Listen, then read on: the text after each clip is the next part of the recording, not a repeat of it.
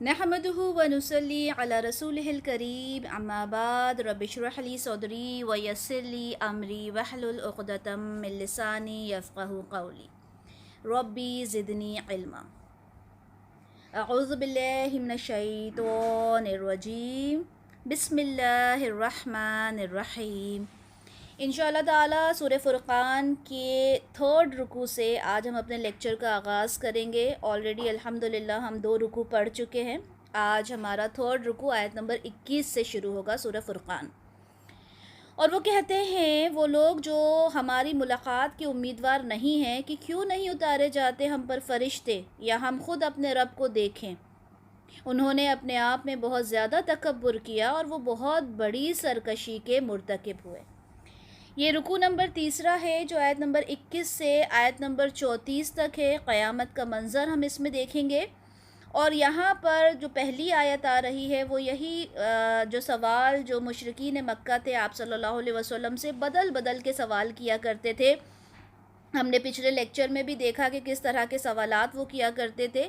अब यहाँ पे भी वो सवाल क्या करते हैं कि अगर अल्लाह ताला कुछ कहना ही चाहते थे, मैसेज देना ही चाहते थे, मैसेंजर को सेंड करना ही चाहते थे, तो उन्होंने फ़रिश्ते क्यों नहीं उतारे। वही सवाल कि आप बशर हो, खाते पीते हो, तो फ़रिश्ते क्यों नहीं आए। या फिर वो ये कहते थे कि हम रब को अपनी आँखों से देखना चाहते हैं। वही बनी इसराइल ने भी यही सवाल किया था कि हम रब को देखना चाहते हैं।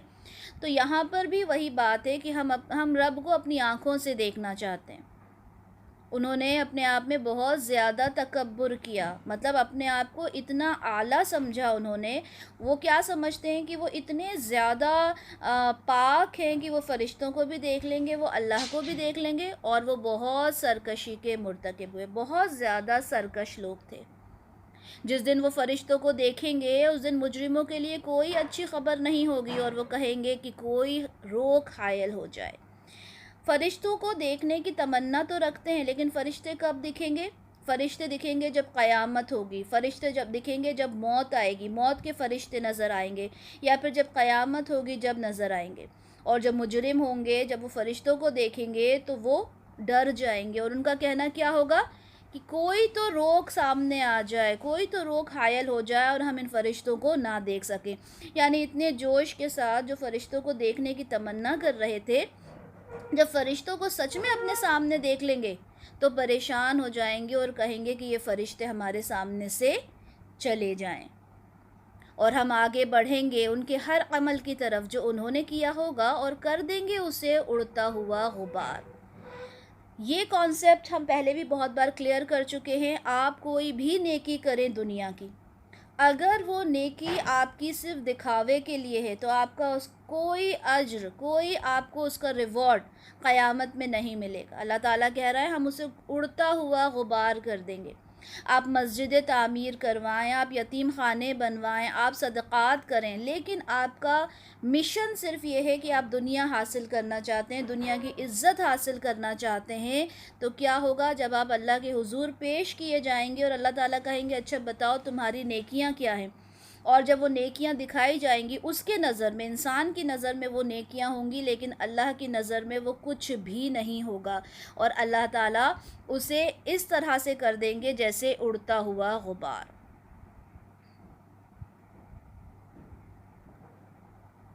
क़यामत के दिन जब हर उम्मत घुटनों के बल पड़ी हुई होगी तो अल्लाह ताला अपने बंदों के दरमियान फ़ैसले के लिए नुज़ूल फरमाएंगे।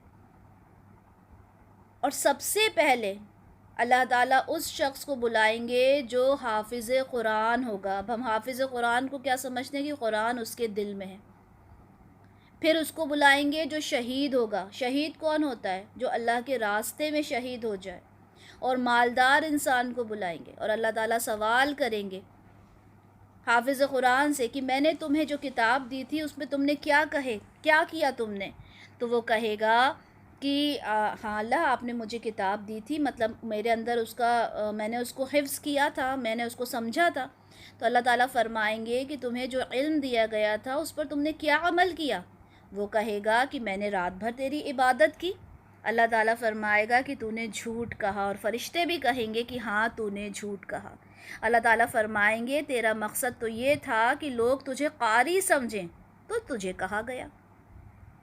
اب دیکھیں، انسان اپنی زندگی کے اندر کوئی بھی اچھا کام کرتا ہے اور اس کے اندر صرف دنیا دنیا دنیا ہوتی ہے، تو اس کا جو حساب کتاب ہوگا وہ ہم آگے دیکھیں گے۔ اسی طرح سے اللہ تعالیٰ شہید سے پوچھیں گے اور کہیں گے کہ تو نے تو اس لیے شہید ہو گیا اللہ کے راستے میں تاکہ لوگ تجھے بہادر سمجھیں۔ اسی طرح مالدار سے پوچھا جائے گا تو نے کیوں صدقہ کیا، کیوں خیرات کی، وہ کہے گا میں نے اللہ تیرے لیے کیا۔ اللہ تعالیٰ کہیں گے کہ نہیں، میں تو دلوں کے حال جاننے والا ہوں، تو نے اس لیے کیا تاکہ لوگ تجھے سخی سمجھیں۔ اور اس کے بعد کیا ہوگا؟ اس کے بعد اللہ کہے گا کہ تو نے جھوٹ کہا۔ فرشتے بھی یہی کہیں گے کہ ہاں تو نے جھوٹ کہا۔ رسول اللہ صلی اللہ علیہ وسلم فرماتے ہیں کہ ابو ہریرہ، یہی وہ پہلے 3 شخص ہوں گے جن سے قیامت کے دن جہنم کی آگ بھڑکائی جائے گی۔ سنن ترمذی کی حدیث ہے، یہ 2382۔ اب آپ سوچیں کہ انسان اتنی نیکیاں کرتے ہوئے جاتا ہے، حافظ قرآن ہے، کوئی ہے جو صدقات کر رہا ہے، کوئی ہے جو شہید ہو گیا، لیکن ان کے دل کے اندر دنیا کی محبت تھی، دکھاوا تھا، تو یہی سب سے پہلے 3 لوگ ہوں گے جن سے قیامت، جن سے جہنم کی آگ جو ہے وہ بھڑکائی جائے گی۔ تو اب آپ دیکھیں کہ آپ اپنے دل کو ٹٹولیں کہ آپ جو بھی کچھ کرتے ہیں آپ کی نیت کیا ہے۔ انما الاعمال بالنیہ، آپ کی نیت کے حساب سے ہی آپ کے اعمال کا دار و مدار ہوتا ہے۔ اسی طرح سے سورہ نور میں ہم پہلے پڑھ کر آئے کہ وہ ایک سراب کی طرح ہے، ایک آنکھوں کا دھوکہ ہے جو نیکیاں وہ کرتے ہیں۔ تو ضرورت ہے کہ ہم اپنا انٹروسپیکشن کریں، ہم اپنے آپ سے یہ سوال کریں کہ ہم جو کچھ کر رہے ہیں، ہمارا جو بھی عمل ہے وہ اللہ کے لیے، خالص اللہ تعالیٰ کے لیے ہے یا دنیا کو دکھانے کے لیے۔ آیت نمبر 24، جنت والے اس روز بہت اچھے ٹھکانوں میں ہوں گے اور ان کے قیلولہ کرنے کی جگہ بھی بہت ہی اچھی جگہ ہوگی۔ سبحان اللہ۔ اب یہاں کیا کہا جا رہا ہے؟ یہ سارا سب کچھ چل رہا ہے، قیامت کا منظر ہے، لوگ نفسی نفسی کے حالت میں ہیں، لیکن ایسے میں کیا ہوگا؟ جنت والے بہت اچھے ٹھکانوں میں ہوں گے اور ان کی قیلولہ کرنے کی جگہ بھی بہت ہی اچھی ہوگی، یعنی سخت گرمی کا ماحول ہوگا، دوپہر ہوگی، لیکن جو جنتی ہوں گے وہ تو قیلولہ کر رہے ہوں گے، وہ تو آرام کر رہے ہوں گے، ان کے اوپر کوئی پریشانی نہیں ہوگی۔ مشکات المصابیح کی 5563 میں ہے کہ رسول اللہ صلی اللہ علیہ وسلم کی خدمت میں حضرت ابو سعید خدری رضی اللہ عنہ آئے اور انہوں نے کہا کہ اللہ تعالیٰ مجھے یہ بتائیں کہ اللہ عز و جل نے تو فرمایا کہ اس دن لوگ رب العالمین کے حضور کھڑے ہوں گے، تو روز قیامت کون کھڑے ہونے کی طاقت رکھے گا؟ اللہ کے سامنے قیامت کا منظر ہوگا، کون کھڑا ہو سکتا ہے؟ تو آپ کو پتہ ہے آپ صلی اللہ علیہ وسلم نے کتنا خوبصورت جواب دیا کہ قیامت کا دن تو مومن پر ہلکا کر دیا جائے گا۔ سبحان اللہ۔ وہ ایسا ہوگا جیسے کہ فرض نماز، اب دیکھیں یہاں پہ فرض نماز کو اگر دیکھا جائے تو فرض نماز کس پر ہلکی ہوتی ہے؟ مومن پر۔ اور کس پر بھاری ہوتی ہے؟ مشرک پر، جو بڑی مشکل سے نمازوں کو پڑھتا ہے۔ تو ایک مومن کے اوپر جس طرح فرض نماز ہلکی ہوتی ہے، قیامت کا دن تو اس کے لیے اتنا ہلکا ہوگا۔ سبحان اللہ۔ تو ہم جو قیامت کے منظر سے ڈرتے ہیں نا، ہمیں ڈرنا چاہیے، اوبویسلی ڈرنا چاہیے، لیکن اس چیز کو یاد کریں کہ جب ہم مومنوں کی جماعت میں شامل ہوں گے اور وہاں پر کھڑے ہوں گے اور اطمینان کر رہے ہوں گے، آرام کر رہے ہوں گے انشاءاللہ تعالی، اور جس دن آسمان بادل کے ساتھ پھٹ جائے گا اور فرشتے نازل کیے جائیں گے فوج در فوج، اب کیا ہوگا؟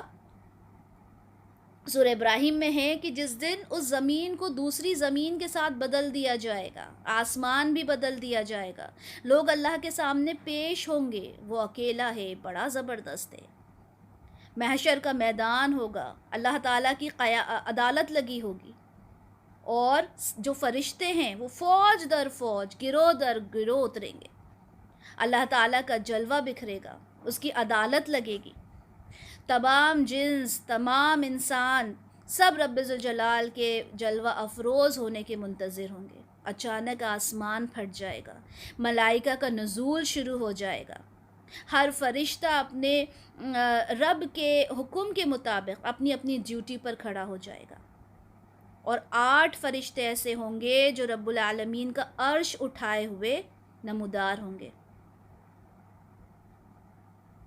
اور جیسے ہی اللہ تعالیٰ کا جلوہ نما ہوگا، پوری جو زمین ہے وہ کیا ہو جائے گی؟ نور بن جائے گی، اور اس طرح سے اللہ تعالیٰ کی عدالت لگے گی، اور اس وقت وہ ہیبت ہوگی کہ ہر انسان، یہاں تک کہ انبیاء بھی نفسی نفسی کر رہے ہوں گے. ہر انسان اپنے بارے میں سوچ رہا ہوگا کہ میرا کیا ہوگا، میری جب عدالت لگے گی، جب میں اللہ کے حضور پیش ہوں گا تو میرے ساتھ کیا ہوگا.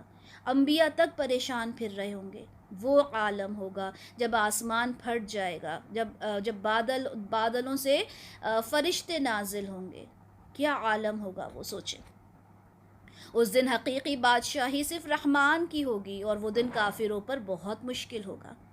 یہ جو بادشاہ بنے پھرتے ہیں نا، یہ کہ ہماری حکومت ہے، میں ہوں سب کچھ، میں سب کچھ ہوں، یہ جو میں کرتے رہتے ہیں، اس وقت وہ سب کچھ ختم ہو جائے گا. اللہ تعالیٰ کہے گا میں ہوں بادشاہ، میری بادشاہت ہے، آؤ اب کون میرے سامنے آتا ہے. مشکات المصابیح کی حدیث ہے 5523، جس میں اللہ آسمانوں کو لپیٹ دے گا اور انہیں اپنے دائیں ہاتھ میں پکڑ لے گا اور فرمائے گا میں بادشاہ ہوں، جابر اور متکبر کہاں ہیں. زمین کو اپنے بائیں ہاتھ میں لپیٹ لے گا اور کہے گا میں بادشاہ ہوں، وہ جابر اور متکبر کہاں ہیں جو دنیا میں اتنا اکڑ کے چلتے تھے، اپنے آپ کو بادشاہ کہتے تھے، حکمران کہتے تھے، کہاں ہیں وہ؟ آج تو صرف میری بادشاہت ہے، آج تم لوگ آئے ہو میرے سامنے، اب بتاؤ. اور جس دن ظالم حسرت سے اپنے ہاتھوں کو کاٹے گا اور کہے گا کاش میں نے رسول کے ساتھ راستہ اختیار کر لیا ہوتا.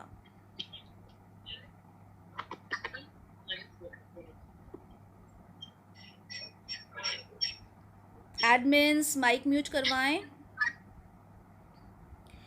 اور جس دن ظالم اپنے ہاتھوں کو کاٹے گا اور کہے گا کاش میں نے رسول کے ساتھ راستہ اختیار کر لیا ہوتا، وہ دن انسان کو احساس ہوگا کہ کاش میں نے رسول اللہ صلی اللہ علیہ وسلم کی بات کو مان لیا ہوتا، کاش میں نے سنت پر عمل کر لیا ہوتا، کاش میں نے قرآن کی آیات کو سمجھ لیا ہوتا، تو آج میرے ساتھ وہ نہ ہوتا.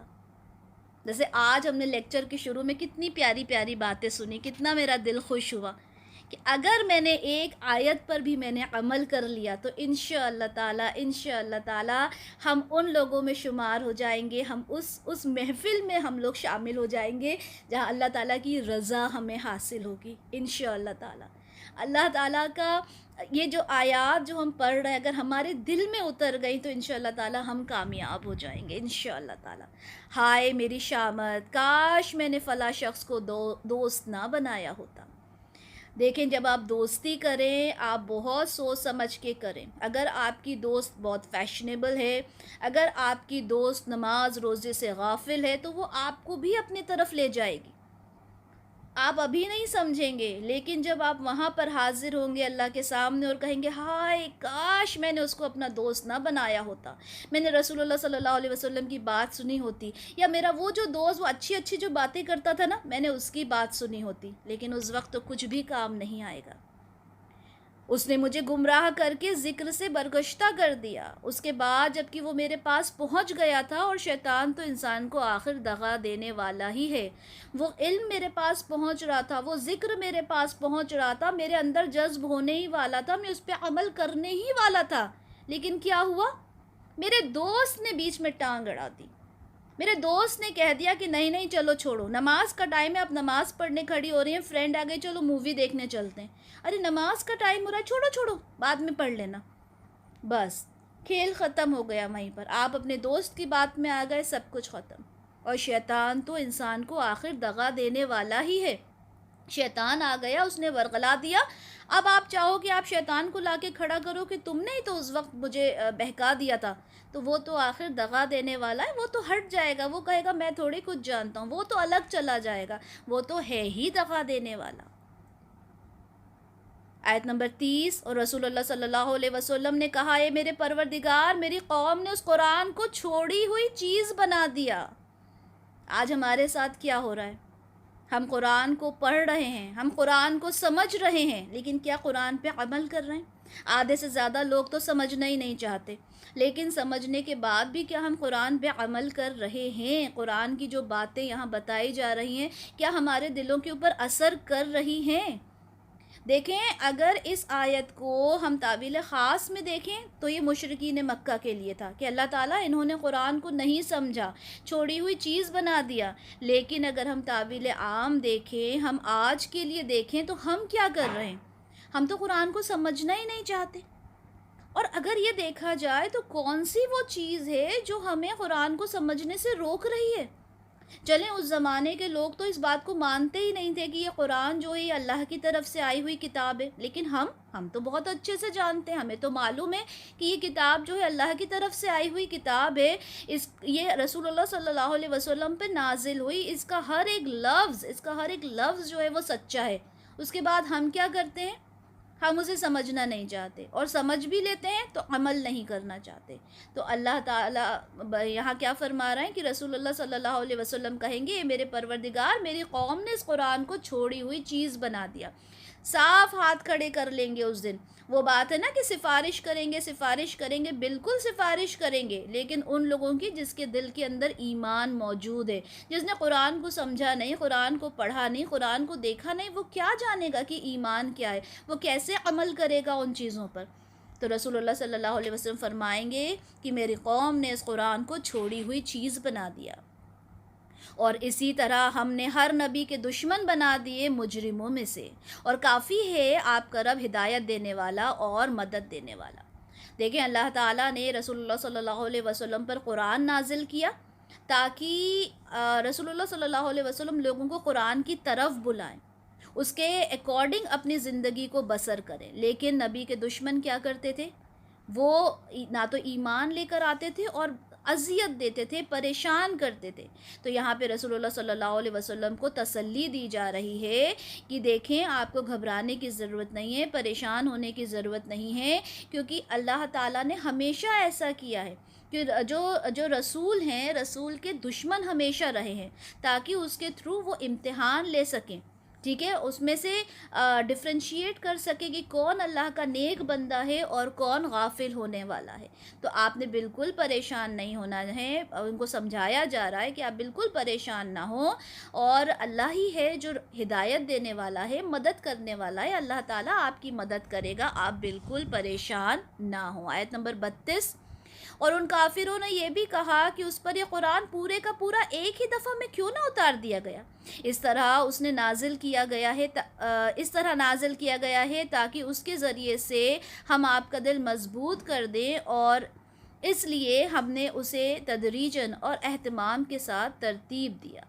اب جو سوال وہ کرتے تھے، کبھی کہتے تھے آپ بشر ہیں، کبھی کہتے تھے آپ بازاروں میں گھومتے ہیں، اب یہاں یہ سوال وہ کر رہے ہیں کہ آپ نے قرآن کو ایک ہی بار میں کیوں نہیں اتارا. موسیٰ علیہ السلام کی جو تختیاں تھیں وہ تو ایک ہی بار میں آ گئی تھیں، جو تورات نازل ہوا تھا. اب قرآن ایک بار میں کیوں نازل نہیں ہوا؟ اور اس پر وہ پھر یہ بھی کہا کرتے تھے کہ آپ تو کوئی شاعر ہیں، کیونکہ شاعر پورا کلام ایک بار میں نہیں لکھ سکتا، اس کو ٹائم لگتا ہے دھیرے دھیرے لکھنے میں، سوچتا ہے وہ. تو آپ تو کوئی شاعر ہیں، اس وجہ سے آپ دھیرے دھیرے لکھتے ہیں. تو یہاں پر اللہ تعالیٰ اس بات کا جواب دے رہا ہے تاکہ اس کے ذریعے سے ہم آپ کا دل مضبوط کر دیں. یعنی جو احکام آتے ہیں، دیکھیں اب جیسے ایام 20 کے روزے فرض ہوئے، پھر دھیرے دھیرے رمضان کے روزے فرض ہوئے. اگر ساری چیز ایک ہی ساتھ نازل ہو جاتی، سارے احکام ایک ہی ساتھ نازل ہو جاتے، تو وہ لوگ کبھی اس چیز کو ایکسیپٹ نہیں کر پاتے. کہتے ہیں نا اللہ تعالیٰ اتنا ہی آپ کو دیتا ہے جتنا آپ برداشت کر سکتے ہو، آپ کے برداشت سے زیادہ نہیں دیتا اللہ. تو اللہ تعالیٰ نے تدریجاً گریجولی چیزوں کو نکالا، گریجولی چیزوں کو بھیجا تاکہ انسان اس سے تربیت حاصل کر سکے. اور یہ لوگ آپ کے پاس کوئی بھی اعتراض نہیں لائیں گے مگر یہ کہ ہم اس کے جواب میں آپ کے پاس حق اور اس کی بہترین وضاحت لے آئیں گے. کیا ریزن تھا کہ قرآن کو دھیرے نازل کیا؟ کیونکہ یہ سوال کرتے تھے. آپ صلی اللہ علیہ وسلم کے پاس آ کر کبھی یوسف علیہ السلام کا پوچھتے تھے، کبھی قوموں کے بارے میں پوچھتے تھے، طرح طرح کے سوال کرتے تھے. تو ان کے جواب میں اللہ تعالیٰ وحی کے تھرو اس کا جواب دیا کرتے تھے. اسی وجہ سے جو قرآن تھا دھیرے دھیرے گریجولی نازل ہوا تاکہ ان کے سوالوں کا جواب دیا جا سکے. آیت نمبر 34 اس رکوع کی آخری آیت. یہ وہ لوگ ہیں جنہیں جمع کیا جائے گا جہنم کی طرف، ان کے منہوں کے بل، وہ بہت ہی برے مقام پر ہوں گے اور بہت بھٹکے ہوئے ہوں گے سیدھے راستے پر.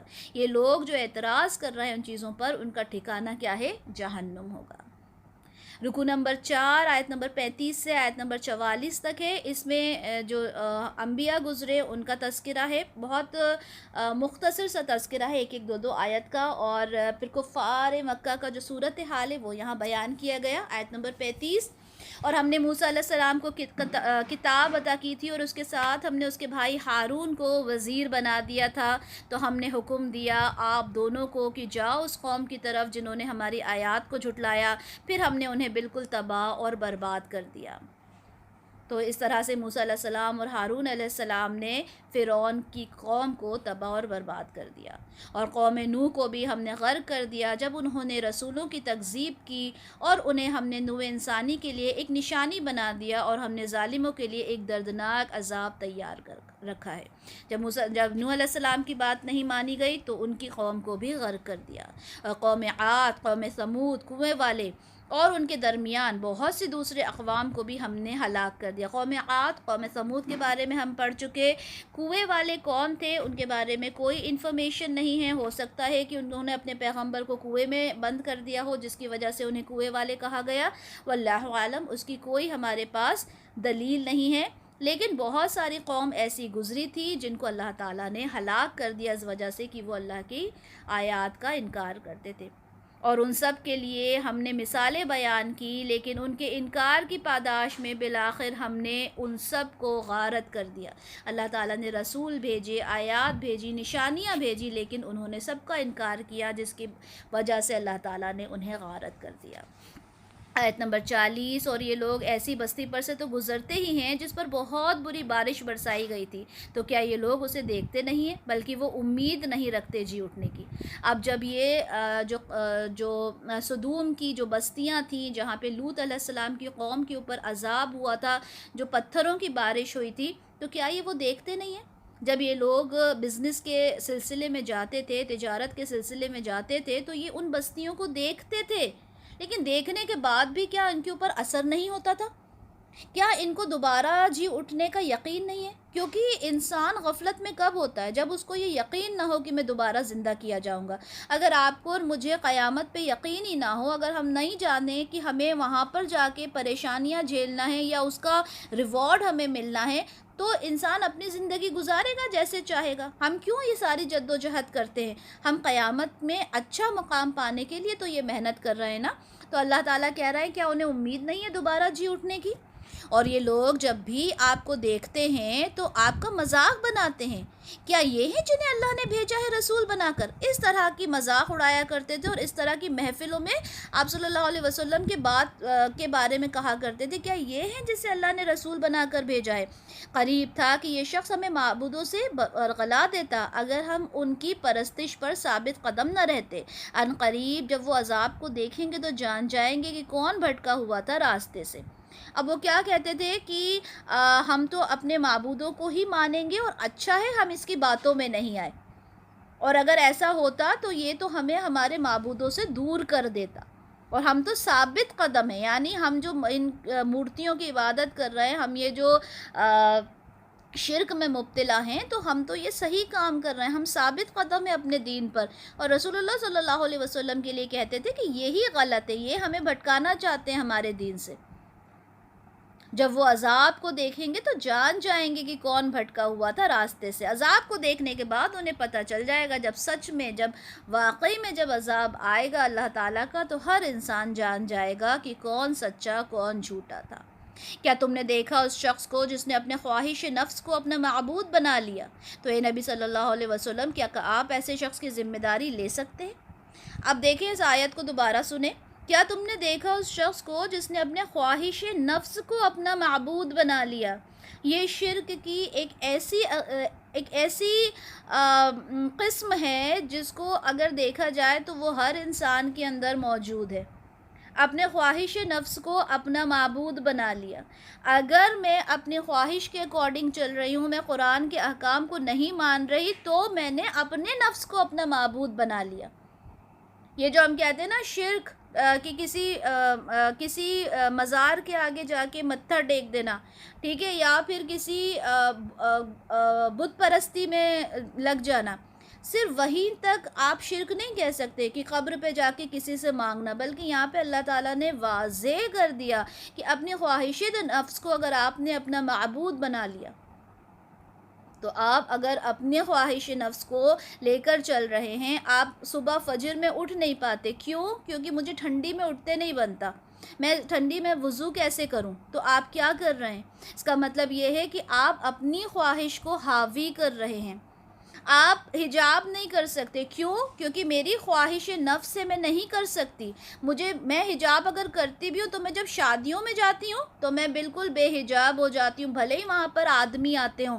کیوں؟ کیونکہ میرا خواہش نفس اس چیز کی اجازت دیتا ہے۔ میں جھوٹ بولتی ہوں، کیوں؟ کیونکہ میرا جو نفس ہے وہ مجھے کئی بار اس چیز کی اجازت دیتا ہے۔ ہزاروں ایگزامپلز ہیں اس چیز کو لے کر کہ میں اپنے خواہش نفس کو اپنا معبود بنا رہی ہوں، میں اس کو فالو کر رہی ہوں، میں اس کی عبادت کر رہی ہوں۔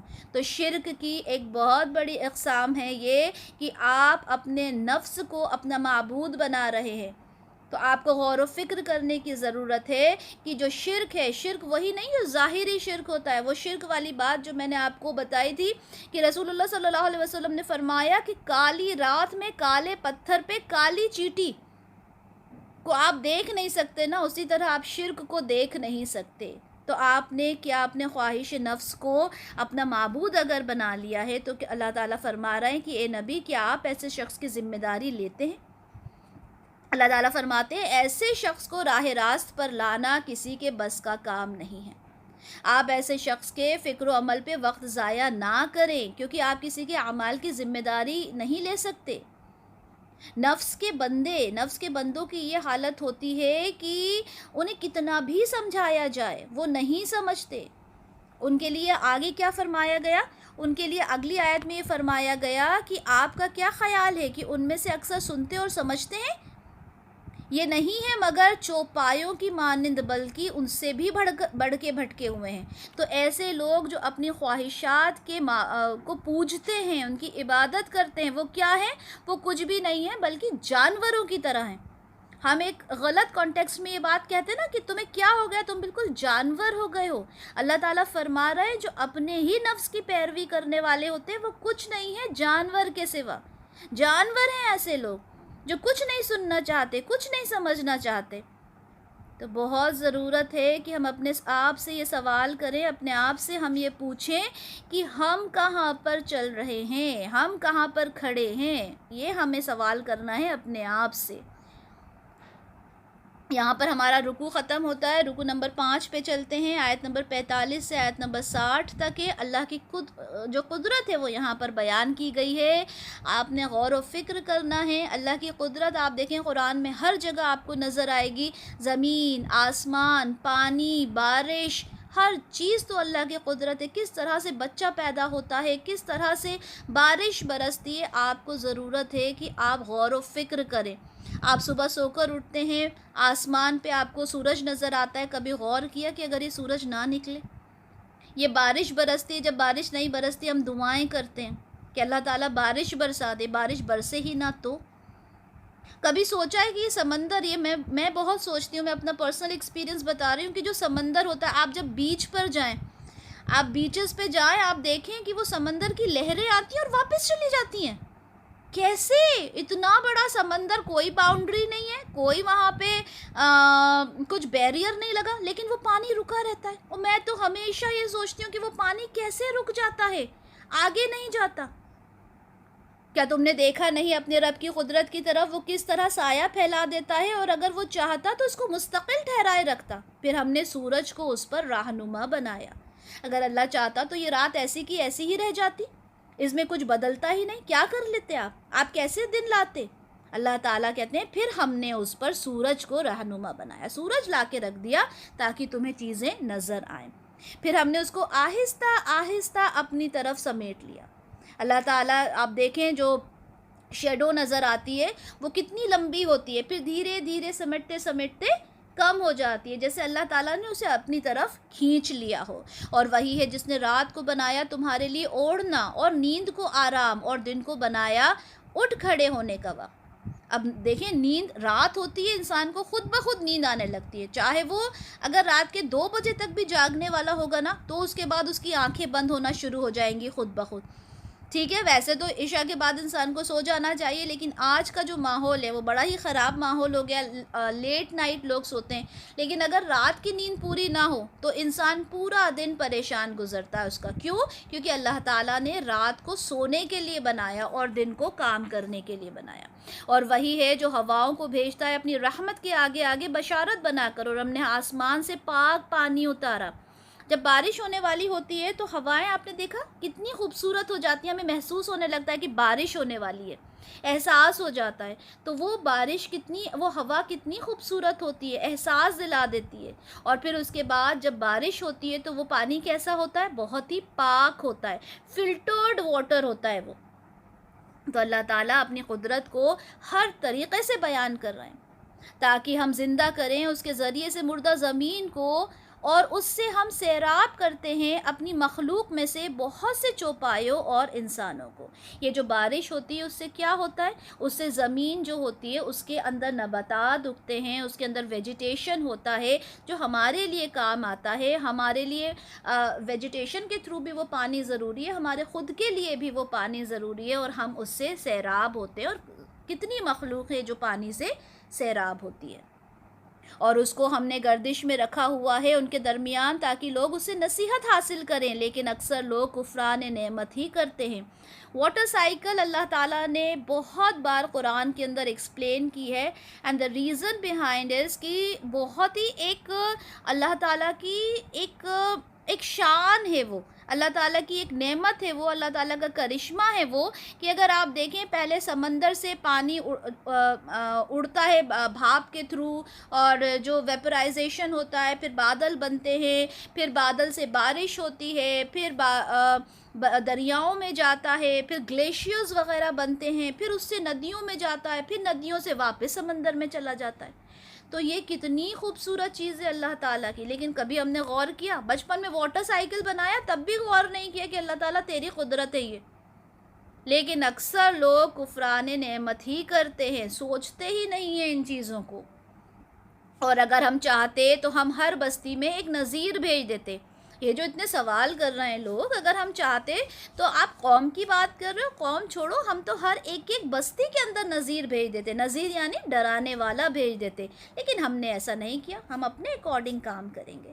اور اللہ تعالیٰ ہر ایک قوم کے اوپر ایک رسول بھیجا، ایک ڈرانے والا بھیجا، اور وہ بھی اس بستی میں بھیجا اللہ تعالیٰ نے جہاں کا ایک جس کا سوسائٹی کے اندر ایک مقام ہو. ٹھیک ہے، ایک سینٹرل پلیس ہو کسی بھی شہر، کسی بھی علاقے کا جو ایک سینٹرل شہر ہوتا ہے، ایک ملک، ایک سٹی ہوتی ہے، وہاں پر ہم نے نبی کو بھیجا تاکہ جو لوگ ہیں ان کو سمجھ سکیں. آیت نمبر 52، تو اے نبی صلی اللہ علیہ وسلم آپ ان کفار کا کہنا نہ مانیے اور آپ ان کے ساتھ جہاد کریں اس قرآن کے ذریعے سے، بڑا جہاد، جہادن کبیرہ. اب دیکھیں آپ صلی اللہ علیہ وسلم سے کہا جا رہا ہے آپ کفار کا کہنا نہ مانیں. جب یہ سورہ نازل ہوئی تو اس وقت جو مکہ میں بڑی، یہ لوگ جو کفار تھے انہوں نے بڑی مشکل کر رکھا تھا آپ صلی اللہ علیہ وسلم کے لیے. ٹھیک ہے، اور آپ پر بہت دباؤ تھا، اور لوگ یہ چاہتے تھے، آپ کو مشورہ دیتے تھے، آپ کو سمجھاتے تھے کہ دیکھیں آپ یہ جو کچھ کر رہے ہیں یہ ٹھیک نہیں ہے. بھائی بھائی کا دشمن ہو گیا، دوست دوست کا دشمن ہو گیا، باپ بیٹے کا، بیٹے باپ کا دشمن ہو گیا. یہ آپ کس طرح سے کام کر رہے ہیں؟ قبیلے قبیلے ایک دوسرے کے دشمن ہو گئے. تو آپ ایک کام کریں، یہ ساری چیزیں چھوڑ دیں، تھوڑا سا ریلیکسیشن دیں، تھوڑا آپ جھکیں، تھوڑا ہم جھکیں، تاکہ چیزوں کے اندر ہم تھوڑا باتیں کر سکیں، تھوڑی میوچول انڈرسٹینڈنگ ہو ہمارے اندر، تھوڑا تھوڑا کمپرومائز کریں ہم لوگ. تو بلکہ ایک مرحلہ ایسا بھی آیا جب ولید بن مغیرہ اور آپ کے جو اور بھی قریش تھے، انہوں نے کہا کہ ایسا کرتے ہیں کہ آپ کی کچھ باتیں ہم مان لیتے ہیں، کچھ باتیں آپ ہماری مان لیں. ٹھیک ہے، تو اس طرح سے کوئی راستہ، درمیانی راستہ کوئی نکل آئے. لیکن ان سب کے باوجود آپ صلی اللہ علیہ وسلم نے ان کی کوئی بات نہ مانی، اور یہاں پر اللہ تعالیٰ نے کیا کہا کہ آپ ان کفار کا کہنا نہ مانیے۔ اللہ تعالیٰ نے صاف فرما دیا کہ یہ جو بھی کچھ کہیں آپ نے ان کو نہیں ماننا، بلکہ اس مشکل حالات میں آپ نے قرآن کے ذریعے سے جہاد کرنا ہے۔ اچھا دیکھیں، یہاں جہاد کا لفظ آیا اور یہ مکی صورت ہے، ٹھیک ہے۔ مکی صورتوں میں، مکی دور میں آپ صلی اللہ علیہ وسلم نے کبھی بھی قتال نہیں کیا تھا، آپ کو منع کیا گیا تھا۔ آپ نے قتال کہاں کیا؟ مدینہ میں آ کر۔ تو اس جہاد سے کیا مراد ہے؟ اس جہاد سے مراد ہے قرآن کے ذریعے جہاد، جس کی آج ہمیں بہت ضرورت ہے۔ جہاد کیا ہے؟ جد و جہد ہے، ٹھیک ہے۔ جد و جہد اپنے آپ سے، دوسروں کے ساتھ۔ تو یہ قرآن سب سے بیسٹ میڈیم ہے اپنے دین کو، اسلام کو سمجھنے کے لیے سب سے بیسٹ ہے کہ آپ قرآن کو سمجھیں۔ تو اللہ تعالیٰ کیا فرما رہا ہے؟ اس قرآن کے ساتھ آپ نے جد و جہد کرنا ہے، اور کیا لفظ آیا ہے؟ لفظ آیا ہے جہادن کبیرہ، یعنی آپ نے بہت بڑا جہاد کرنا ہے، ہر آسپیکٹ کے حساب سے آپ نے جہاد کرنا ہے، لیکن کس کے تھرو کرنا ہے؟ قرآن کے تھرو۔ اور یہی آپ صلی اللہ علیہ وسلم کا طرز عمل رہا، اسی طرح سے انہوں نے کیا۔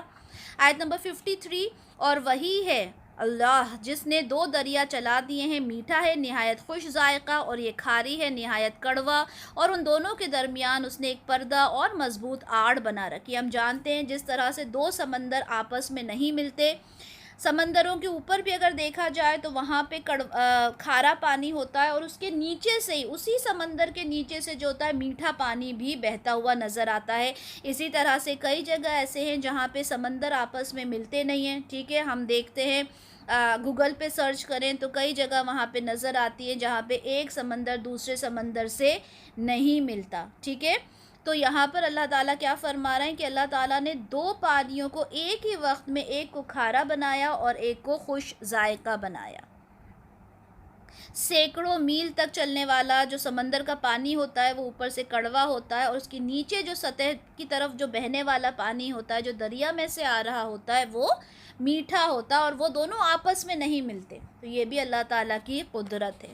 اور وہی ہے جس نے پانی سے پیدا کیا انسان کو، تو اس نے بنایا اس کے لیے نسب اور سسرالی رشتہ، اور آپ کا رب سب قدرتوں کا مالک ہے۔ اب یہاں پہ اللہ تعالیٰ نے دو دریاؤں کا، سمندروں کا ذکر کیا، اور اس کے بعد اللہ تعالیٰ فرماتے ہیں کہ انسان کو بھی تو پانی سے ہی پیدا کیا۔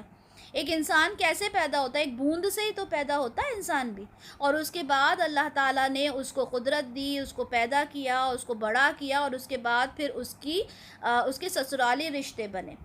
اگر سسرالی رشتے نہ ہوتے تو امیجن کریں آدمی بڑا ہو گیا، اب اس کے بعد آگے نسل کیسے بڑھے گی، آگے رشتہ داریاں کیسے بڑھیں گی؟ انسان کا اپنا نسب تو وہی ہوتا ہے جو اس کے والدین سے ہوتا ہے، لیکن سسرالی رشتے، اگر سسرالی رشتے نہ ہوتے تو آگے رشتے کیسے بڑھتے؟ ایک انسان دوسرے انسان سے، خاندان دوسرے خاندان کے ساتھ ملتا ہے تو کیا ہوتا ہے؟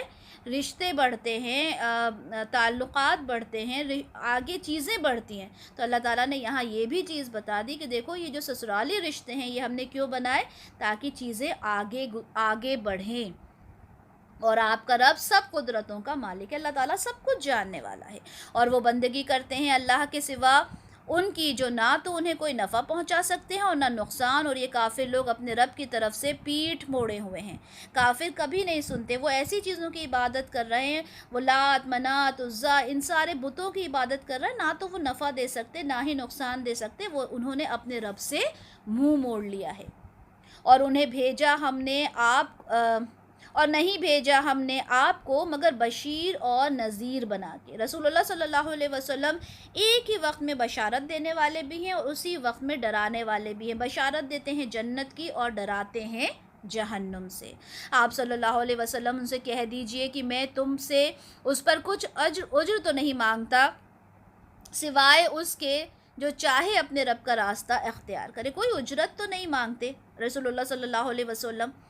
اور دیکھیں جو لوگ ان سے کہتے تھے، پہلے بھی یہ کانسیپٹ کلیئر کیا ہے کہ لوگ ان سے کہتے تھے کہ یہ شاعر ہے، کاہن ہے، جادوگر ہے، تو وہ لوگ تو کچھ اجرت مانگتے تھے نا، ان کی کوئی فیس ہوتی تھی کہ لاؤ بھائی ہم نے تم کو شاعری سنائی، کوئی سٹوری سنائی، تو ہم کو اس کے عوض میں پیسہ چاہیے. لیکن رسول اللہ صلی اللہ علیہ وسلم تو کچھ بھی نہیں مانگ رہا ہے، اس کے عوض میں کوئی اجر نہیں مانگتے، سوائے اس کے جو چاہے اپنے رب کا راستہ اختیار کرے. بس مانگتے ہیں تو کیا مانگتے ہیں کہ اللہ تعالیٰ کا جو راستہ ہے، اپنے رب کا جو راستہ ہے، وہ تم نے اختیار کر لینا ہے.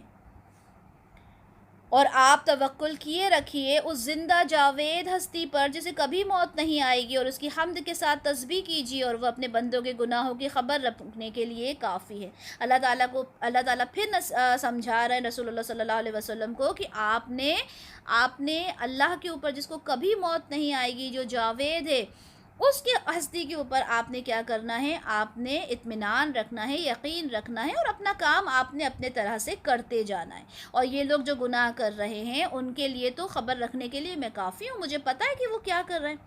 ہمارا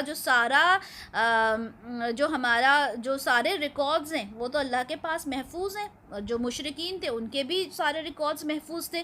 تو اللہ تعالیٰ کہہ رہے ہیں کہ وہ اپنے بندوں کے گناہوں کی خبر رکھنے کے لیے کافی ہے.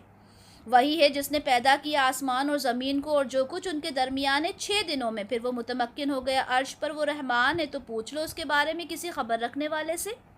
اب اللہ تعالیٰ کا عرش کیسا ہے، وہ کیسے متمکن ہوئے، یہ متشابہ آیات میں سے ہے، اس کے اوپر ہمیں فکر نہیں کرنا، سوچنا نہیں ہے.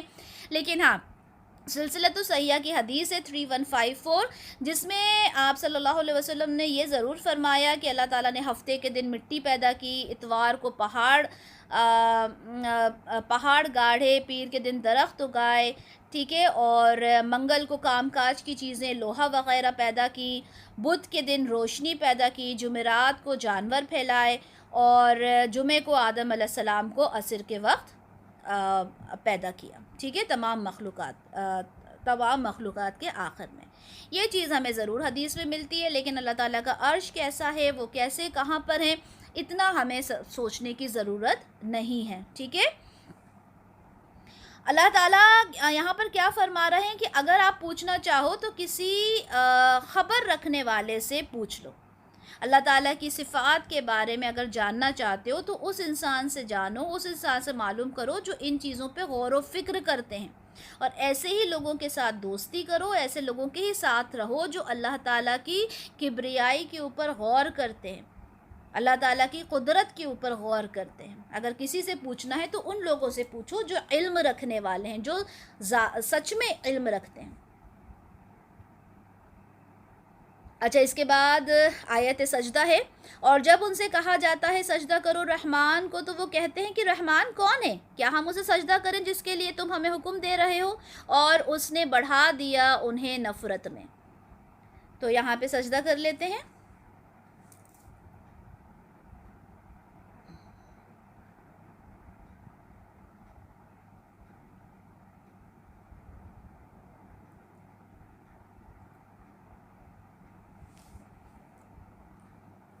جی، اور جب ان سے کہا جاتا ہے کہ سجدہ کرو رحمان کو. اچھا، یہ جو کفار تھے، یہ جو مکہ کے جو قریش تھے، یہ لوگ اللہ نام سے تو واقف تھے، اللہ کو تو جانتے تھے کہ اللہ ہے، ٹھیک ہے، رب ہے، لیکن یہ رحمان لفظ سے واقف نہیں تھے.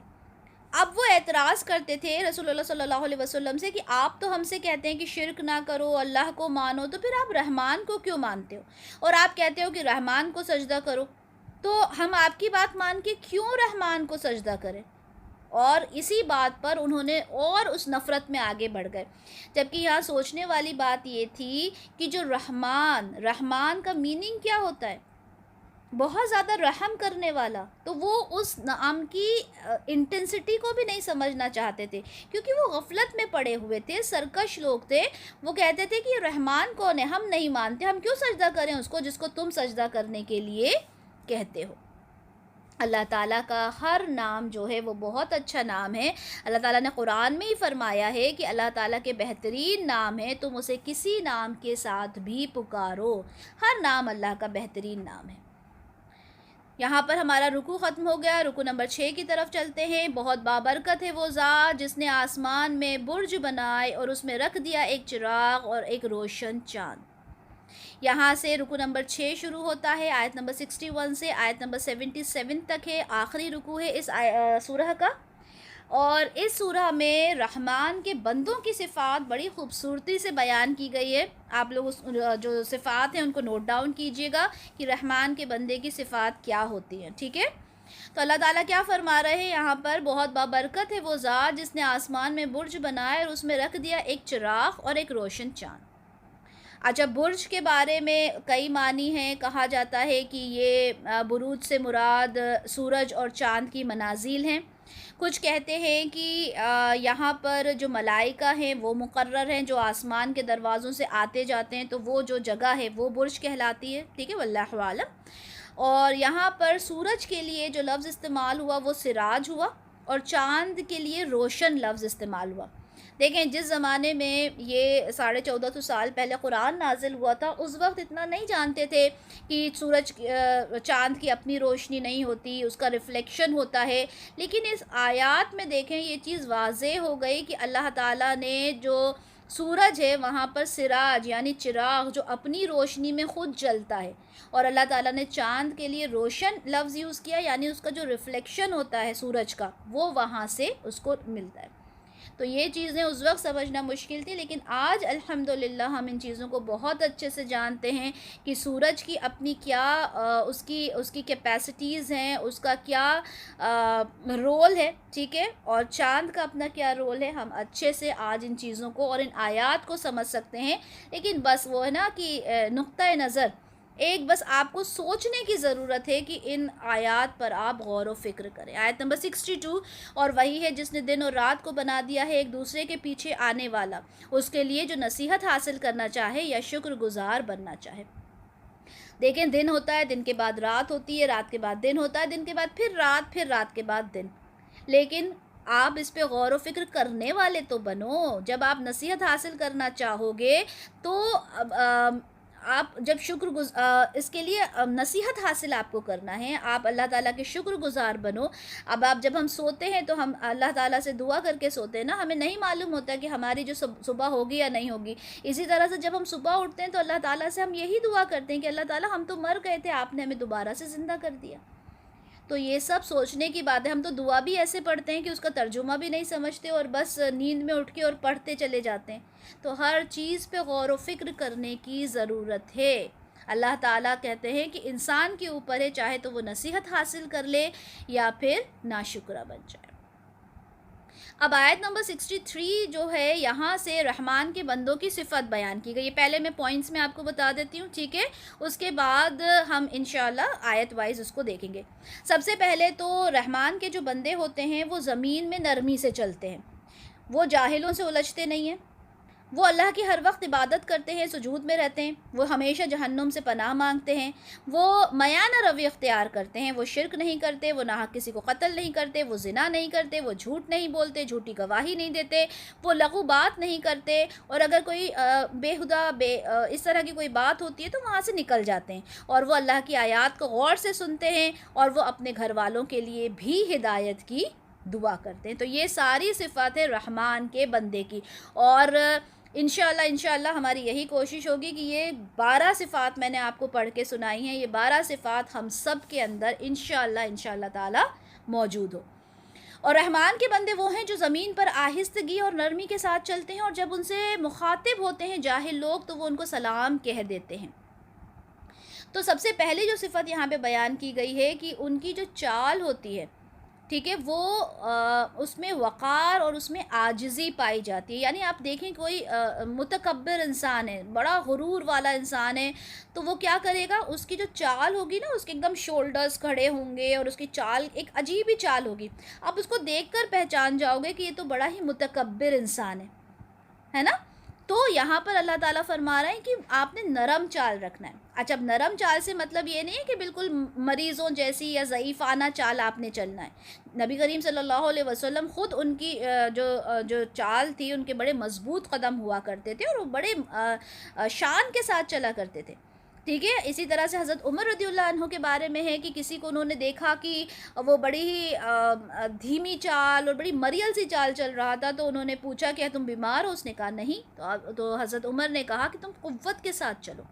تو اس کا مطلب یہ نہیں ہے کہ اگر آپ سے کہا گیا کہ نرمی کے ساتھ چلو تو آپ بالکل بیماروں کی طرح چلنے لگو، نہیں، بلکہ اپنی جو آپ کی فطری چال ہے، آپ نے ایک بناوٹی اس میں بناوٹ نہیں کرنا، لیکن آپ نے متکبر جس طرح سے چلتا ہے یا جس طرح سے ایک غرور اس کے چال میں ہوتا ہے وہ نہیں ہونا چاہیے. عاجزی کے ساتھ آپ چلنے والے ہو. ٹھیک ہے.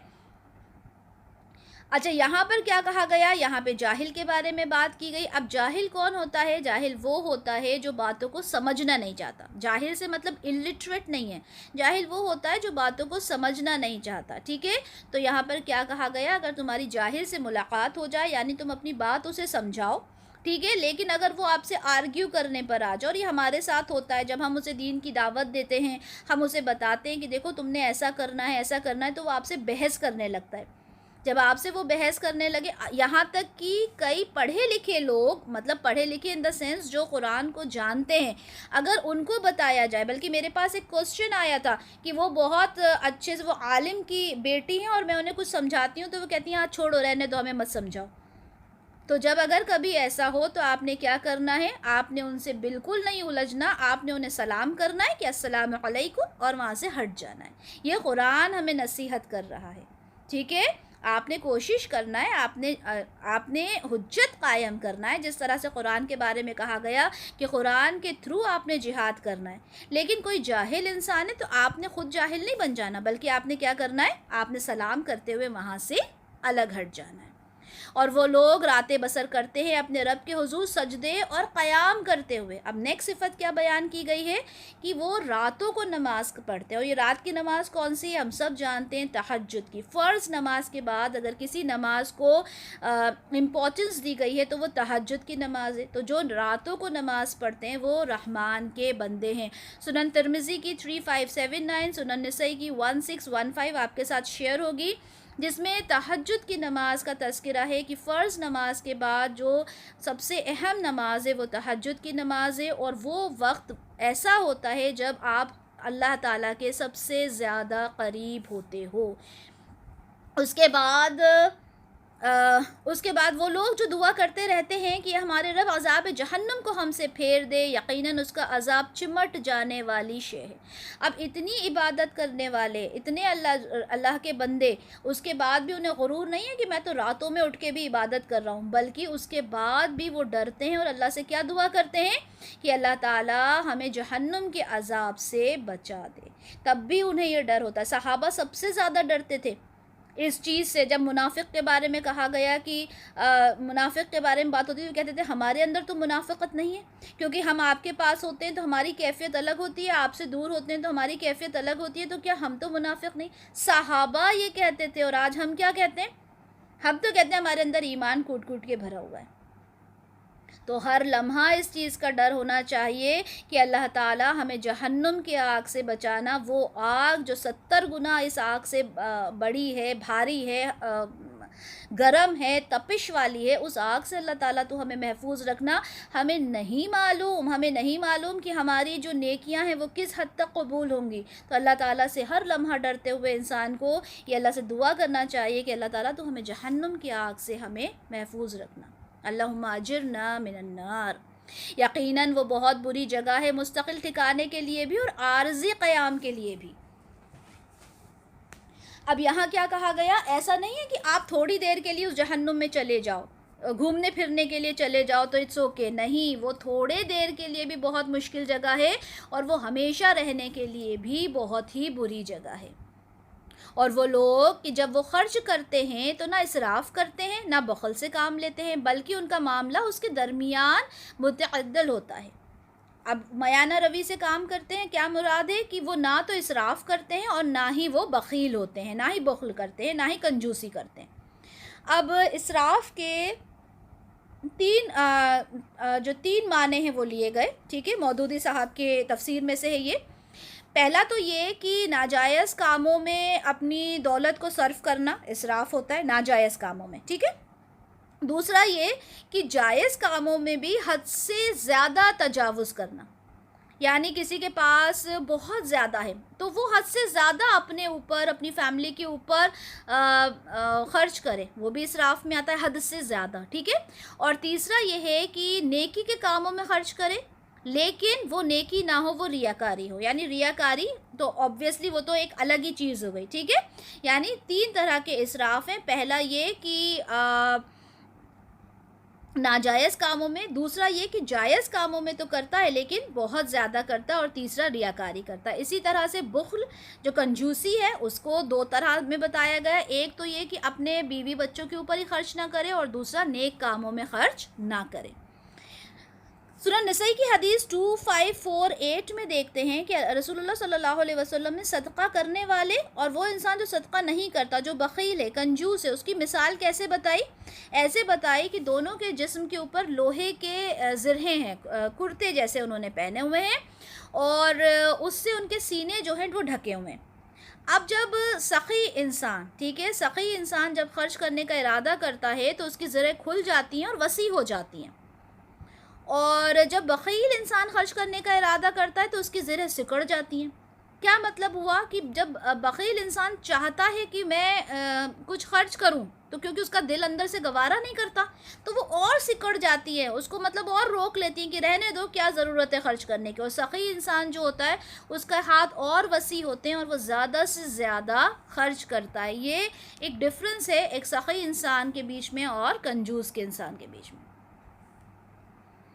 تو جس طرح سے جو رحمان کے بندے ہوتے ہیں وہ اپنی رفتار میں، اپنی گفتگو میں معیار رکھتے ہیں، اسی طرح جب وہ خرچ کرتے ہیں اس میں بھی معیانہ روی اختیار کرتے ہیں، نہ تو بہت زیادہ خرچ کرتے اور نہ ہی یہ کرتے کہ بالکل اپنا چیزوں کو چھپا کے بچا کے رکھیں۔ تو یہاں پر ایک اور صفت ہم نے دیکھی، اور وہ لوگ جو نہیں پکارتے اللہ کے ساتھ کسی اور معبود کو، اور نہ ہی قتل کرتے کسی جان کو جس کو اللہ نے محترم ٹھہرایا مگر حق کے ساتھ، اور نہ ہی کبھی وہ زنا کرتے، اور جو کوئی بھی یہ کام کرے گا اس کی سزا کو حاصل کر کے رہے گا۔ اب یہاں پہ 3 صفات بیان کی گئی ہیں رحمان کے بندے کی، کیا ہیں؟ شرک نہیں کرتے، ناحق قتل نہیں کرتے، اور زنا نہیں کرتے۔ ایک حدیث سنن ترمذی کی 3183 جو اسی آیت کی تفسیر میں ہے کہ جب سورہ فرقان کی آیت نمبر 68 اور 69 کے بارے میں ہوا تو یہ رسول اللہ صلی اللہ علیہ وسلم نے کیا فرمایا کہ بڑا گناہ پوچھا گیا کیا ہے، تو کسی کو اللہ کے ساتھ شریک ٹھہرانا، اور اس کے بعد یہ کہ تم اپنے بیٹے کو اس ڈر سے مار دو کہ اگر وہ رہے گا تو تمہارا کھانے پینے میں ساتھ دے گا، اور تیسرا یہ کہ تم اپنے پڑوسی کی بیوی کے ساتھ زنا کرو۔ یہ بہت بڑے گناہ ہیں، ٹھیک ہے، ناحق قتل کرنا، زنا کرنا، اور شرک تو ہے ہی بہت بڑا گناہ۔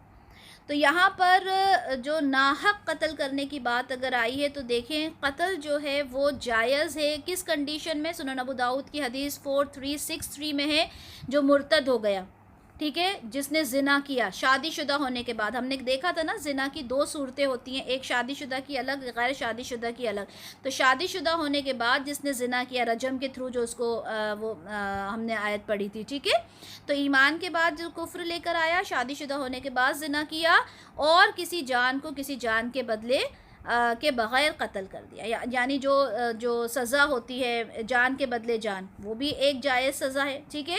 تو ان 3 کے علاوہ اگر کوئی کسی کو قتل کرتا ہے تو وہ کیا ہے؟ وہ ناحق قتل کرنا ہے۔ تو یہ 3 کنڈیشنز میں الاؤڈ ہے، ادروائز ہر کنڈیشن میں الاؤ نہیں ہے۔ تو یہاں پر ہم نے دیکھا کہ جو رحمان کے بندے ہیں ان کی صفت کیا ہوتی ہے۔ آیت نمبر 69 دیکھتے ہیں، قیامت کے دن اس کا عذاب دگنا کر دیا جائے گا اور وہ اس میں رہے گا ہمیشہ ہمیشہ ذلیل ہو کر۔ اب یہاں پر کہا گیا کہ قیامت کے دن اس کا عذاب دگنا کر دیا جائے گا۔ اب دگنا کر دیا جائے گا تو بہت سارے لوگ جو حدیث کو نہیں مانتے وہ یہ کہتے ہیں کہ قبر میں کوئی عذاب نہیں ہوگا، وہ تو ڈائریکٹ جنت جہنم والا ہی کانسیپٹ ہے، یہ قبر والا کوئی کانسیپٹ نہیں ہے۔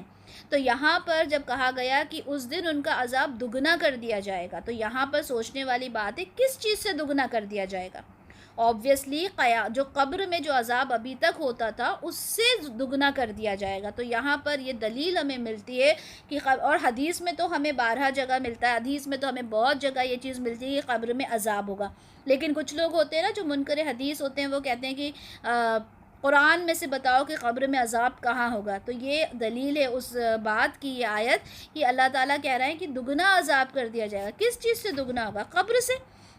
ایک حدیث آپ کے ساتھ شیئر کر دیں، مسند احمد کی حدیث ہے 3300 کہ جب فرشتہ جب سوال جواب کرے گا اور بندہ بالکل حساب کتاب سے سوال جواب دے گا تو فرشتہ کیا کرے گا؟ فرشتہ اس کو جنت کی طرف سے اس کو بتا دے گا کہ دیکھو یہ تمہارا ٹھکانہ ہے اور اب تم نے یہاں پر آرام سے رہنا ہے. لیکن اگر میت جو کافر ہوگی، منافق ہوگی، اور جب فرشتے اس سے سوال کریں گے اور فرشتوں کا وہ جواب نہیں دے پائے گا تو اللہ کیا کہا جائے گا؟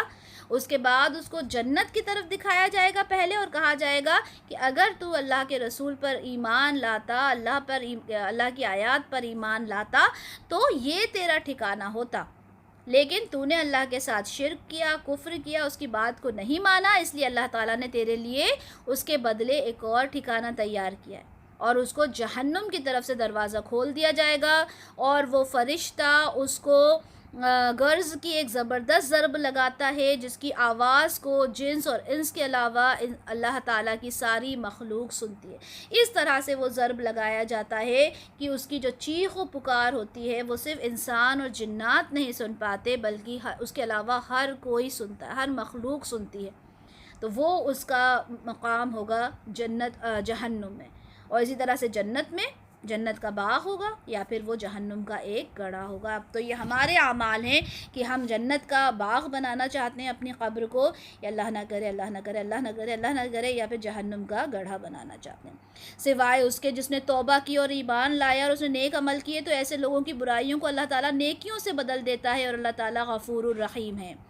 جس نے گناہ کیے، کبیرہ گناہوں میں وہ ملوث ہوا، لیکن اس نے اللہ تعالیٰ سے توبہ کی، سچے دل سے توبہ کی، تو اللہ تعالیٰ کیا فرماتے ہیں؟ اور جو ایمان لایا، یعنی توبہ جب اس نے شرک کیا تو کیا ہوا؟ وہ ایک طرح سے ایمان سے ہی بے دخل ہو گیا، لیکن جب اس نے توبہ کی تو وہ واپس ایمان کے اندر داخل ہو گیا.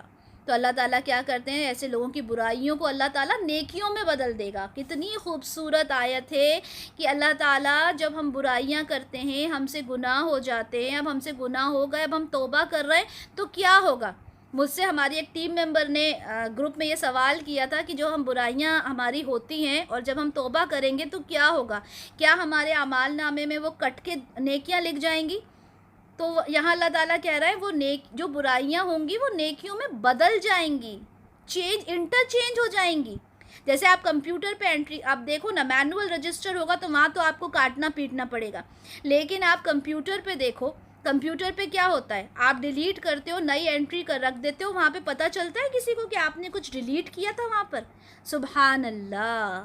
سورہ زمر کی آیت نمبر 53، آیت نمبر 53 میں ہے کہ کہہ دو کہ یہ میرے بندو جنہوں نے اپنی جانوں پر زیادتی کی ہے، اللہ کی رحمت سے مایوس نہ ہو، یقیناً اللہ سارے گناہ معاف کر دیتا ہے. اللہ تعالیٰ ہر گناہ کو معاف کرنے والا ہے، وہ غفور الرحیم ہے. اسی طرح حضرت عائشہ فرماتی ہیں کہ اگر تم نے کوئی گناہ کیا تو اللہ تعالیٰ سے معافی مانگو اور اسے توبہ کرو، کیونکہ گناہ سے توبہ ندامت اور استغفار ہے. سلسلۃ الصحیحہ 1341. اسی طرح سے سلسلۃ الصحیحہ کی 3663 ہے کہ ایک شخص آپ صلی اللہ علیہ وسلم کے پاس آئے اور ان سے کہا کہ اگر ایک آدمی نے تمام گناہ کیے، دنیا کا ہر گناہ کیا، کوئی گناہ نہ چھوڑا ہو، اور تو کیا اس کے لیے توبہ ہے؟ تو آپ صلی اللہ علیہ وسلم نے فرمایا کیا تم مسلمان ہو؟ اس نے کلمہ پڑھا اور کہا کہ ہاں میں مسلمان ہوں. تو آپ صلی اللہ علیہ وسلم نے کہا ہاں تم نیک کام کرو اور برے کام چھوڑ دو، اللہ ان تمام گناہوں کو تمہارے لیے نیکی میں بدل دے گا، نیکی بنا دے گا. تو اس نے کہا کہ میرے دھوکے اور میری سرکشیاں، میری بدکاریاں، مطلب بہت ہی میں گناہ گار تھا. تو رسول اللہ صلی اللہ علیہ وسلم نے کہا ہاں، یعنی ہر چیز تمہاری نیکی میں بدل جائے گی. اس نے ساختہ کہا اللہ اکبر اللہ اکبر اللہ اکبر. اللہ اکبر، مطلب ہم اتنے گناہ کرتے ہیں، اتنی غلطیاں کرتے ہیں، اس کے باوجود اللہ تعالیٰ کیا کہہ رہے ہیں؟ مجھ سے مانگ تو میرے بندے، تو مانگ، میں دینے کو تیار ہوں۔ اللہ تعالیٰ اتنا خوش ہوتا ہے جب بندہ اس سے توبہ کرتا ہے، کہ وہ ایک حدیث ہے نا کہ جیسے ایک اونٹ ہے اور وہ سامان لے کر غائب ہو گیا، اور جب وہ واپس آتا ہے تو وہ جتنا خوشی اس انسان کو ہوتی ہے اپنے اونٹ کو دیکھ کر، ایسی اللہ کو خوشی ہوتی ہے جب بندہ اس کی طرف رجوع کرتا ہے۔ تو آپ اللہ سے مانگنے والے تو بنو، یہ نہ سوچو کہ میں نے کل کیا تھا، یہ سوچو کہ میں آج کیا کر رہی ہوں اور مجھے آگے کیا کرنا ہے۔ اور جس نے توبہ کی اور نیک اعمال کیے، تو ایسا شخص توبہ کرتا ہے اللہ کی جناب میں جیسا کہ توبہ کرنے کا حق ہے۔ ایسے نہیں کہ ہر کسی طرح سے توبہ قبول ہو جائے گی، آپ نے ایسے توبہ کرنا ہے جیسا کہ توبہ کرنے کا حق ہے۔ اور وہ لوگ جو جھوٹ پر موجود نہیں رہتے، اور جب وہ کسی لغو کام پر سے گزرتے ہیں تو باوقار انداز سے گزر جاتے ہیں۔ یہاں پر بتایا کہ جو رحمان کے بندے ہیں وہ جھوٹی بات نہیں کرتے، جھوٹی گواہی نہیں دیتے، اور کسی طرح کی لغو بات ہوتی ہے تو باوقار انداز سے وہاں سے گزر جاتے ہیں۔ ہمارے ساتھ یہ ہوتا ہے کہ ہم اس طرح کی پارٹیز میں جاتے ہیں، اس طرح کی محفل میں بیٹھتے ہیں، اور ہم کہتے ہیں کیا کریں، ریکوائرمنٹ ہے، ٹائم کی ضرورت ہے، پریشانی ہے کہ کیا کریں، ان چیزوں سے ہم دور نہیں ہو سکتے۔ بلکہ رحمان کا بندہ وہ ہوتا ہے کہ جب وہ دیکھتا ہے کہ یہاں پہ لغو باتیں ہو رہی ہیں تو وہاں سے باوقار انداز میں گزر جاتا ہے۔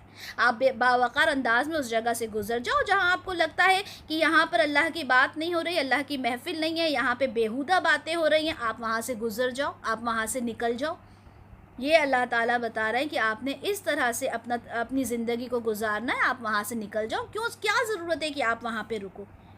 ٹھیک ہے، کوئی ریکوائرمنٹ نہیں ہے۔ دنیا کی ریکوائرمنٹ ہوتی کیا چیز ہے؟ ریکوائرمنٹ ہے اللہ کی ریکوائرمنٹس۔ اور وہ لوگ کہ جب انہیں ان کے رب کی آیات کے ذریعے نصیحت کی جاتی ہے تو وہ اس پر بہرے اور اندھے ہو کر نہیں گر پڑتے۔ یعنی رحمان کے بندے کی ایک صفت کیا ہے کہ وہ بہرے اور اندھے نہیں بن جاتے، بلکہ اللہ کی باتوں کو سنتے ہیں۔ اگر آپ اور میں ان باتوں کو سن رہے ہیں، پڑھ رہے ہیں، تو ہمارا کیا فرض بنتا ہے؟ ہم نے اپنے کان بند کر کے نہیں سننا، ہم نے اپنے کانوں کو کھول کر اس بات کو سننا ہے کہ دیکھو کہ اللہ ہم سے کیا کہنا چاہ رہے ہیں، کیا ان کی ریکوائرمنٹس ہے، رحمان کا بندہ بننے کے لیے مجھے کیا کیا کرنا ہوگا۔ اور وہ لوگ کہ جو کہتے ہیں ہمارے پروردگار ہماری بیویوں اور ہماری اولاد کی طرف سے آنکھوں کی ٹھنڈک عطا فرما اور ہمیں متقیوں کا امام بنا دے۔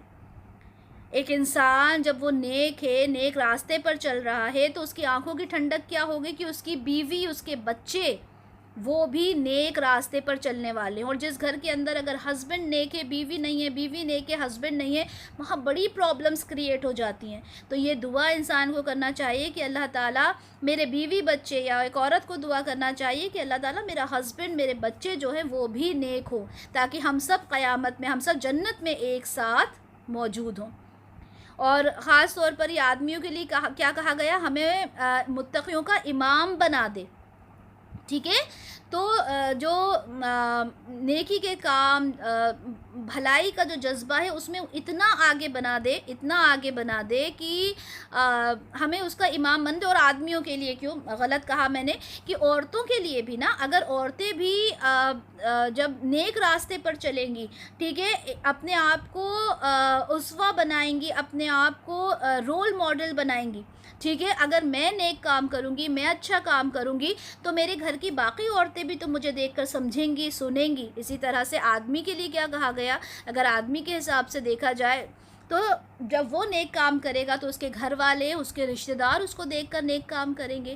تو یہاں پر فرمایا گیا کہ اللہ تعالیٰ مجھے امامت کے منصب پر فائز فرما دے، میں امامت کروں۔ اسی طرح سے جب حشر کا میدان ہوگا اور ایک انسان کے اہل و عیال اور اس کی آنے والی نسل کے لوگ پیچھے پیچھے چل کر آ رہے ہوں گے، اور وہ اگر ان کی امامت کروائے گا، اس دعا کو اللہ تعالیٰ، اور دعاؤں کو تو اللہ تعالیٰ ضرور سنتے ہیں، اور اس دعا کے عوض میں جب اللہ تعالیٰ اس کو امام بنا کے کھڑا کرے گا اور اس کی نسل در نسل اس کے پیچھے کھڑی ہوگی کہ ہم اس آدمی کی امامت میں ہم رہیں گے، تو اب آپ سوچیں کہ وہ کیا ریوارڈ ہوگا جو اس کو ملے گا۔ تو یہاں پر اللہ تعالیٰ ایک رحمان کے بندے کی صفت یہاں پر بتا رہے ہیں کہ وہ اپنے گھر والوں کے لیے بھی دعا کرتا ہے ہدایت کی، اور وہ یہ چاہتا ہے کہ میں امامت پر فائز ہو جاؤں، یعنی میں ان کی امامت کروں، دنیا میں بھی دنیا میں بھی کروں اور جب آخرت میں جب محشر کا جو میدان ہوگا وہاں پر بھی میں ان کی امامت کروں.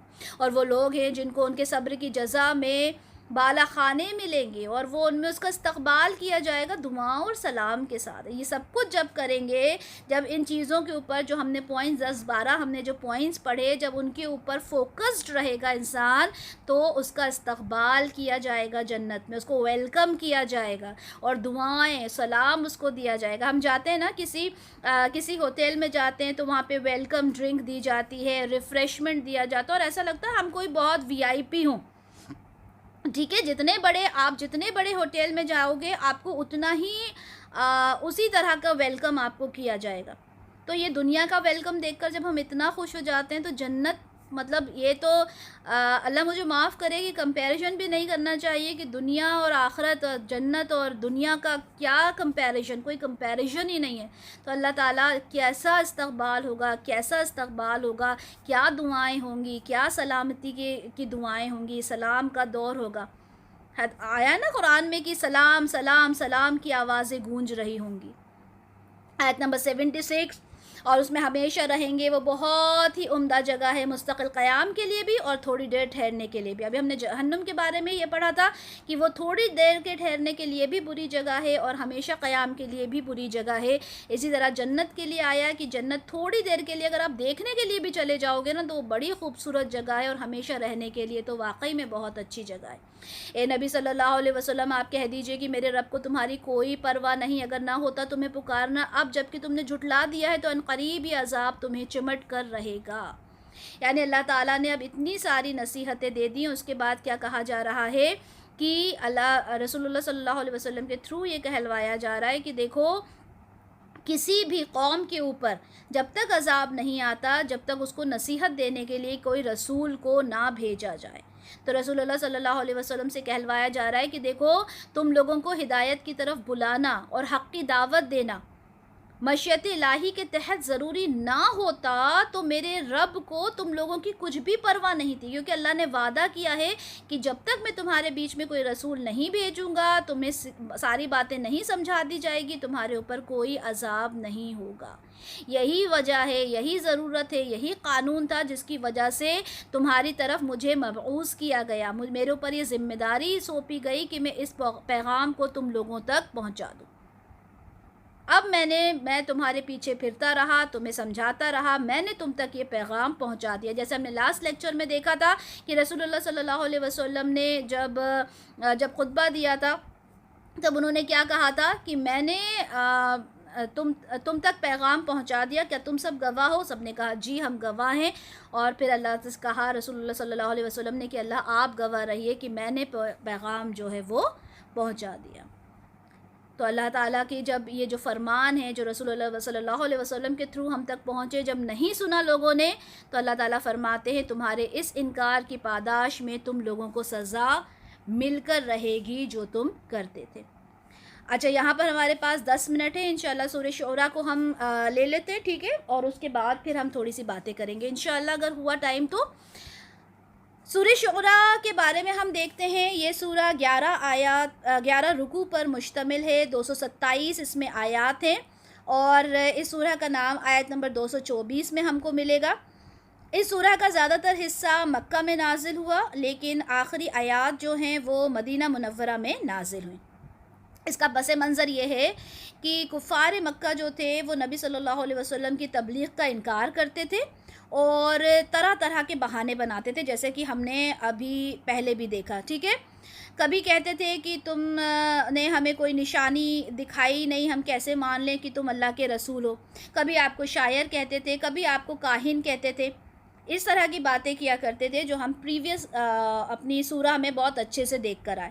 کبھی یہ کہتے تھے کہ تمہارے جو پیروکار، جو تمہارے فالوورز ہیں، تم کو فالو جو کرتے ہیں وہ تو یہ سب غریب فقراء لوگ ہیں، اگر تمہاری بات میں اتنا دم ہوتا، تم اتنے پاورفل انسان ہوتے تو یہ جو بڑے بڑے سردار ہیں قریش کے، یہ اس محفل میں کیوں نہیں آ کر بیٹھتے. اس طرح کی باتیں کیا کرتے تھے اور ان ساری باتوں سے رسول اللہ صلی اللہ علیہ وسلم بڑے پریشان مایوس ہو جاتے تھے، ان کا دل ہلکان ہوتا تھا اور اسی دور میں یہ سورہ جو ہے یہ نازل ہوئی. ٹھیک ہے، تو سب سے پہلی جو اس میں آیت ہے وہ دیکھتے ہیں، نئی سورہ کا آغاز کر رہے ہیں، بسم اللہ پڑھ لیتے ہیں، بسم اللہ الرحمن الرحیم، توسیم میم۔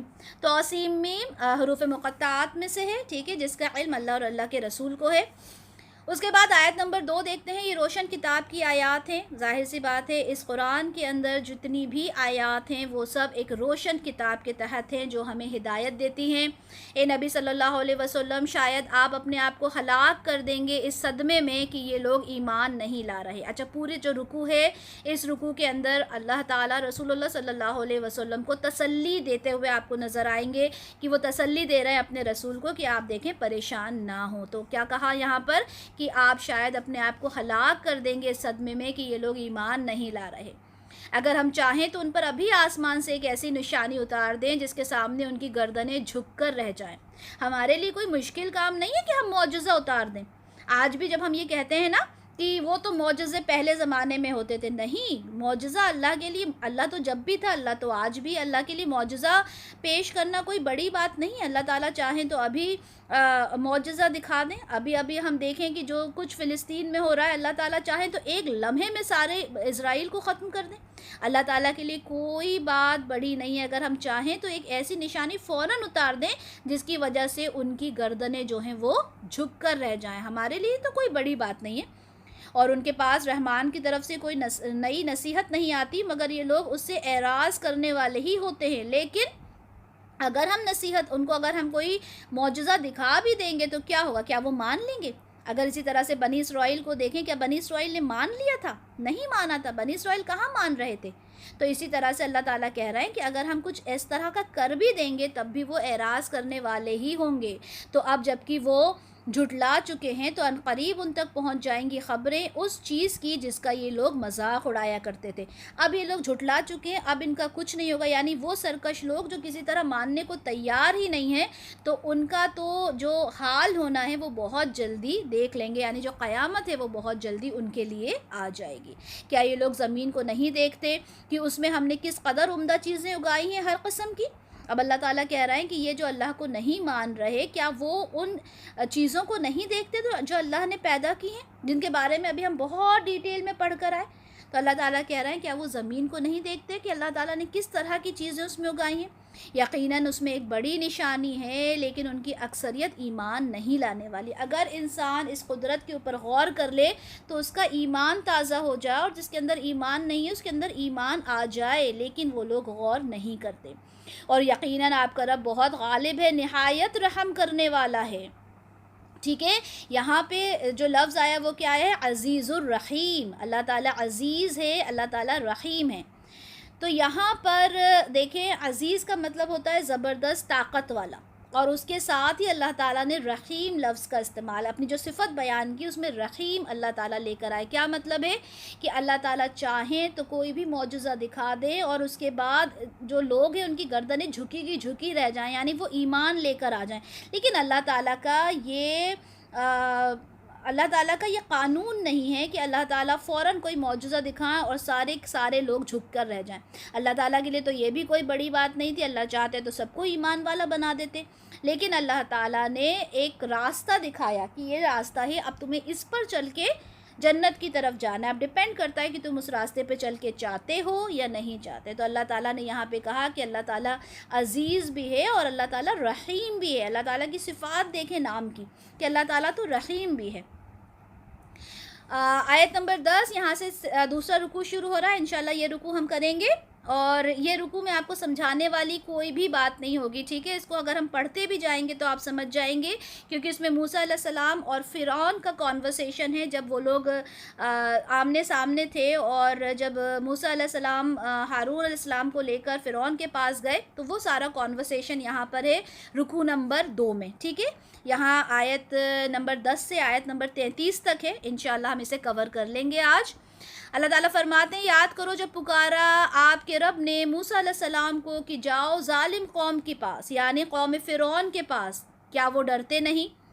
اس نے عرض کیا، اے میرے پروردگار، مجھے اندیشہ ہے کہ وہ مجھے جھٹلا دیں گے، اور میرا سینہ بھینچتا ہے اور میری زبان بھی روا نہیں، لہٰذا یہ پیغام ہارون علیہ السلام کی طرف بھیجیے۔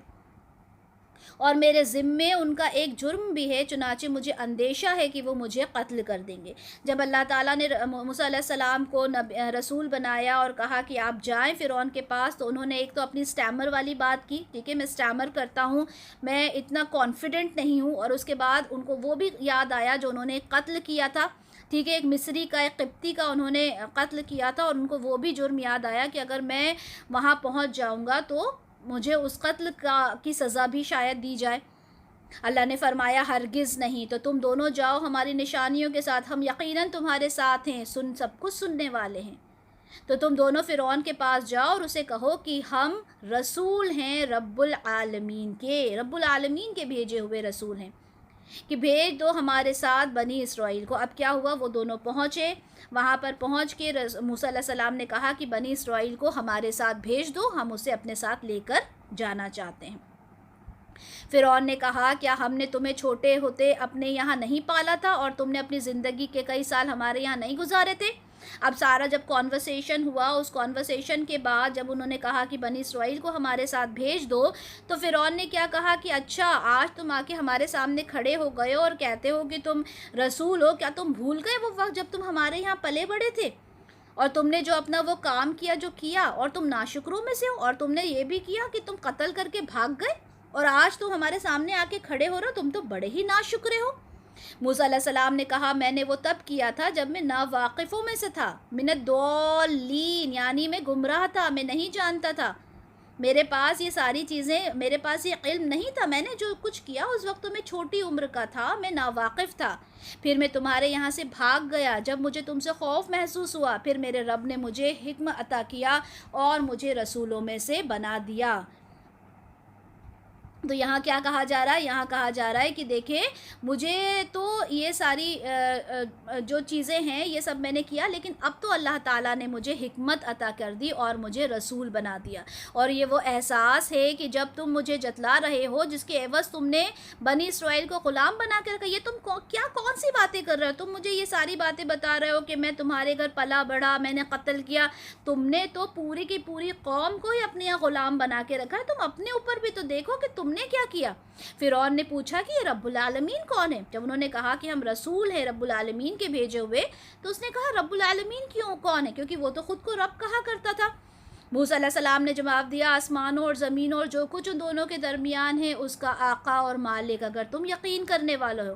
فرعون نے اپنے ارد گرد لوگوں سے کہا کیا آپ سن نہیں رہے؟ اب جب وہ کانورسیشن بہت ہائی ہو گیا، ٹھیک ہے، اور اس کو سمجھ میں نہیں آیا فرعون کو وہ کیا جواب دے، تو اس نے اپنے جو لوگ آس پاس اس کے بیٹھے تھے، اس نے کیا کہا کہ دیکھیں آپ سن نہیں رہے کہ یہ کس طرح کی باتیں کر رہا ہے۔